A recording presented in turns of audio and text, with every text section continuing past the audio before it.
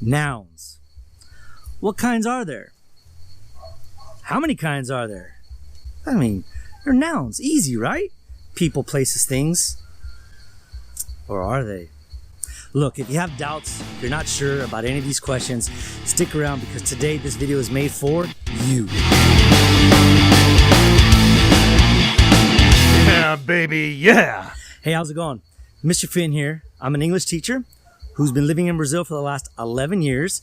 I'm graduating in an English course, and I have been teaching English inside and outside the classroom for about 10 years.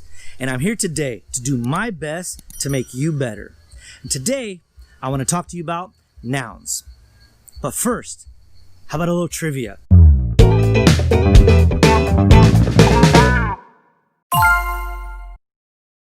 Could you tell me, what's the difference between true and truth?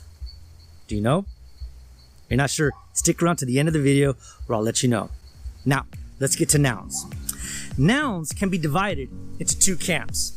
We have the countable nouns, where we can count them, and we have the uncountable nouns, where we can't count them. So let's first look at the countable nouns. Now, these nouns here can be divided into two categories. We have the regular nouns and we have the irregular nouns. And there's no real rule to tell you what's the difference within these nouns. You just have to know. And in a little bit, I'll get into that difference.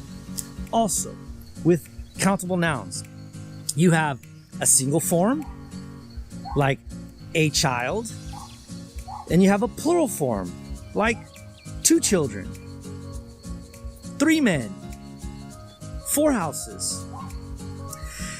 These nouns also use a single verb when it's singular, so like the child is tired, or they use a plural verb when the noun is plural, so the children are tired.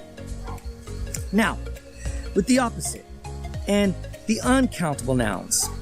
Now, these nouns, because they're uncountable, you will only use them in the single form. You cannot use them with an article, a or n. You cannot use them with a number. For example, you can't say a rice or 2 rice. It's impossible. You can't say a bread or 2 bread. When you want to make these nouns countable or put a number with them, you must talk about them with the container that they come with. And I'm going to try to help you with some of these details in this video, right? So we have these 2 nouns. Now let's take a quick look again at the countable nouns. So like I said, we have 2 kinds, regular and irregular. So what's the difference? Now, regular nouns, when you want to make them plural, you add an S to the noun. Irregular nouns, what happens? You either change the noun, or there's some kind of change to the word, or there's no change at all. So take a look here. I'm going to break this down in like 3 categories. All right. Now we have nouns that where the word changes when it's plural. So you have man, men, 1 woman, 2 women, 1 child, 2 children, 1 person, 2 people, 1 foot, 2 feet, 1 mouse, 2 mice, 1 goose, 2 geese, and so on. You can see there's quite a few there. Now, you have nouns when they end with an F. What happens when they're plural? You're going to change the F to a V-E-S, okay? So, 1 leaf becomes 2 leaves. 1 knife, 2 knives. You have 1 half, 2 halves, 1 elf, 2 elves, and so on, as you see on the list. Now, there are some exceptions to this rule. For example, you don't say 1 belief and 2 believes. No, it's 1 belief, 2 beliefs. When you put the V with belief, it's the verb. I believe, you believe. Same thing with cliff. 1 cliff, 2 cliffs, 1 ref, 2 refs. one reef, two reefs. So you have some of the examples here. These are some of the things that you're gonna have to get in contact with. Here are just some examples. And then finally, you have some irregular nouns that when they're plural, there's no change at all. So look here. One fish, two fish, one shrimp, two shrimp, one deer, two deer, one sheep, two sheep, one moose, two moose. You see? So if you follow these, you'll see that there's no change when it goes from the singular to the plural. I wish I could give you a rule, but I can't. These are some of the things that you're just going to have to know. And you're going to ask, Mr. Finn, how am I going to know these things? You need to have as much contact with English as possible. Read, watch series, watch movies, listen to music, watch English from Mr. Finn. You get it? So that's what it looks like when we're talking about countable nouns. All right. Now, I'm going to talk countable nouns a little bit later when I get into quantifiers. Now let's take our attention to uncountable nouns. So, like I said, there's no real rule to know the difference between countable nouns and the uncountable nouns. So what I'll do now is I'll try to give you some guidelines that can help you identify the uncountable nouns. One of the things that you need to know when we're talking about uncountable nouns is when we're dealing with abstract ideas, things that you can't touch, like love and freedom, education, luck, beauty, etc. These ideas, these abstracts, they're nouns, right? They're ideas or something, but you can't touch them. So they're uncountable. Also, things made of small parts. So you're looking at sugar and salt, you're looking at rice, flour, dirt, etc. These things, when they're made of small parts, very small, you're not going to count them. It's uncountable. And talking about this, some food are uncountable. So meat, cheese, bread, chocolate, fish, etc. These you will not count, okay? Typically because you're looking at the quantity of it and you break it down into pieces, just like I gave you that other example. Another thing that you can consider uncount are liquids and gas. So water, milk, wine, oil, air, these things, uncountable. So materials are also uncountable. So like wood, glass, plastic, paper, metals like gold, silver, steel, iron, these things are not countable. If you break it down in pieces, you can count the pieces of, 5 pieces of glass or 5 pieces of metal, but the material itself, uncountable. And also be careful because there are many other things in English that are considered uncountable that you can't count in other languages, like furniture, advice, equipment, medicine, information, music. It's not countable. If you have doubts in any of these things, don't forget to leave me a comment below. And if you're watching this on your smartphone, take a snapshot of your favorite scene. Tag me on Instagram and I'll send you a hello. Okay, so those are some guidelines to look at uncountable nouns. I've given you some of the examples of the irregular nouns of the countable. So now what I want to do is I want to talk about one of the things that's really important when we're dealing with nouns, and that is, what are the quantifiers that we use?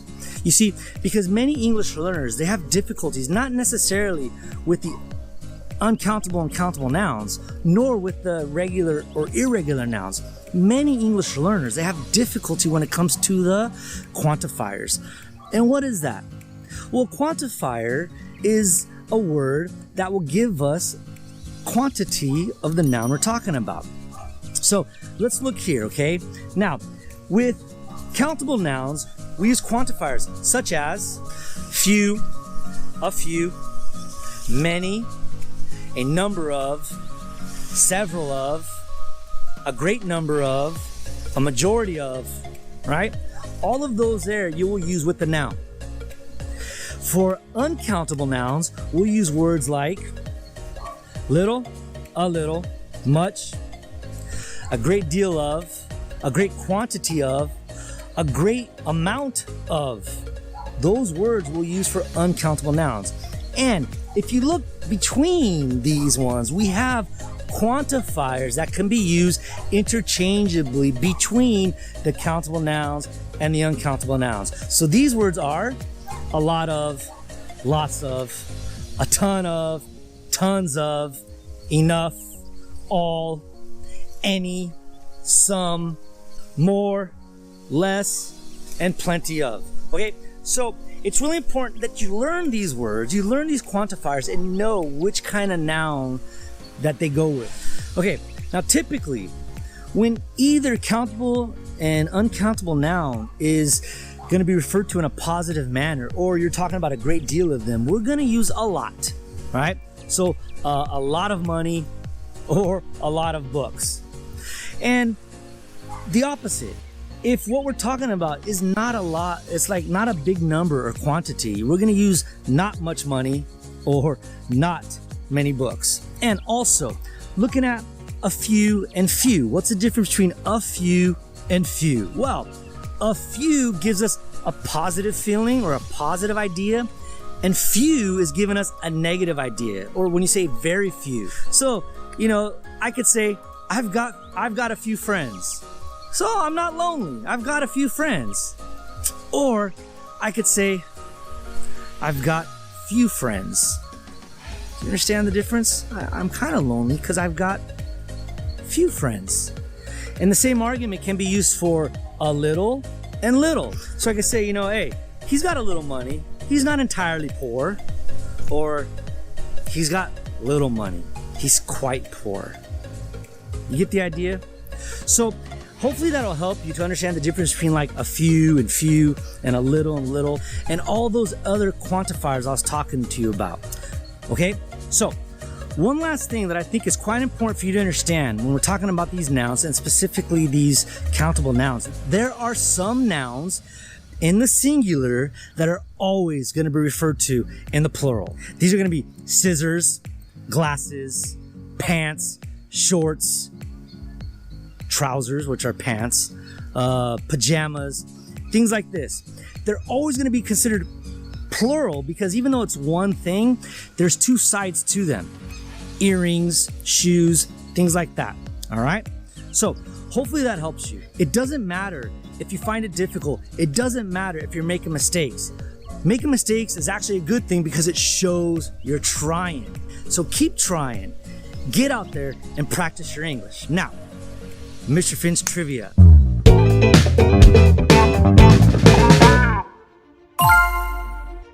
What is the difference between true and truth? It's quite simple. True is an adjective. Something is true. A true story. A true testimony. That is true. And truth is the noun. This is the truth. A true story and the truth. All right, guys? Wonderful. I hope this was a benefit to you. If you liked it, check out one of these videos here, and I'll catch you in the next one. I'm Mr. Finn, and I'll see you later. Boom!